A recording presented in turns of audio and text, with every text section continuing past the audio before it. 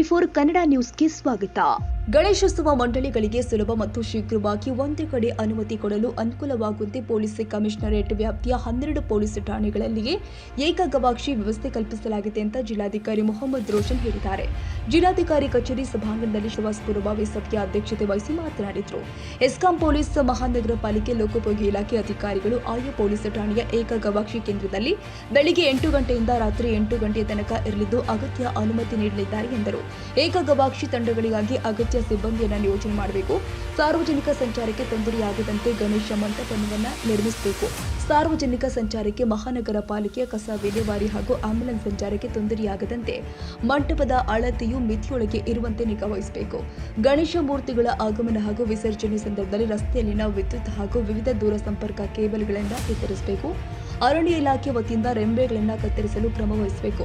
ESCOM police ಇಲಾಖೆ, ಅರಣ್ಯ ಅಗ್ನಿಶಾಮಕ, ಬಿಎಸ್ಎನ್ಎಲ್ ಹಾಗೂ ಇತರೆ ಇಲಾಖೆ ಅಧಿಕಾರಿಗಳು ಮೆರವಣಿಗೆ ಮಾರ್ಗದಲ್ಲಿ ಜಂಟಿಯಾಗಿ ಸಮೀಕ್ಷೆ ಜರುಗಿಸಿ ನಿಖರ ವರದಿಯನ್ನು ಒದಗಿಸಬೇಕು ಎಂದರು. ಪಾಲಿಕೆ ವತಿಯಿಂದ ಗಣೇಶ ಆಗಮನ ಹಾಗೂ ವಿಸರ್ಜನೆ ಮಾರ್ಗದಲ್ಲಿನ ರಸ್ತೆ ದುರಸ್ತಿಗೆ ಕ್ರಮ ವಹಿಸಬೇಕು. ರಸ್ತೆಯಲ್ಲಿನ ಗುಂಡಿಯನ್ನು ಮುಚ್ಚಲು ಕೂಡಲೇ ಕ್ರಮ ವಹಿಸಿ ಕತ್ತಲೆ ಹೆಚ್ಚಿರುವ ಪ್ರದೇಶದಲ್ಲಿ ಬೆಳಕಿನ ವ್ಯವಸ್ಥೆ, ಕಣ್ಗಾವಲು ಸ್ಥಾವರ ಹಾಗೂ ಸಾರ್ವಜನಿಕರ ಗ್ಯಾಲರಿ ನಿರ್ಮಾಣಕ್ಕೆ ಸೂಕ್ತ ವ್ಯವಸ್ಥೆ ಮಾಡಬೇಕು. ನಗರದಲ್ಲಿ ಬಂಟಿಂಗ್ ಬ್ಯಾನರ್ ಅಳವಡಿಕೆ ಕುರಿತು ನೀಡಲಾಗುವ ಅನುಮತಿಗಳ ವಿವರಗಳನ್ನು ಪೊಲೀಸ್ ಇಲಾಖೆಗೆ ಪಾಲಿಕೆ ಅಧಿಕಾರಿಗಳು ಕೊಡಬೇಕು.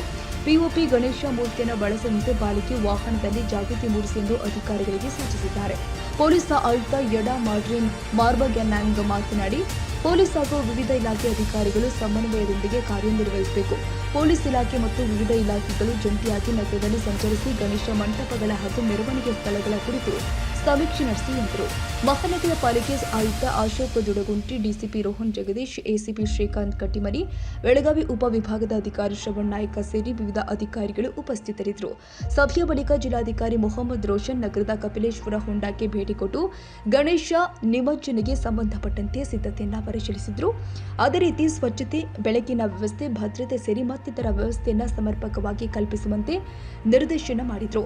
ನಗರ ಪೊಲೀಸ್ ಆಯುಕ್ತ ಯಡಾ ಮಾರ್ಟಿನ್ ಮಾರ್ಬನ್ಯಾಂಗ್, ಮಹಾನಗರ ಪಾಲಿಕೆ ಆಯುಕ್ತ ಅಶೋಕ್ ದುಡಗುಂಟಿ, ಡಿಸಿಪಿ ರೋಹನ್ ಜಗದೀಶ್, ಎಸಿಪಿ ಶ್ರೀಕಾಂತ್ ಕಟ್ಟಿಮನಿ ಜೊತೆಗಿದ್ದರು.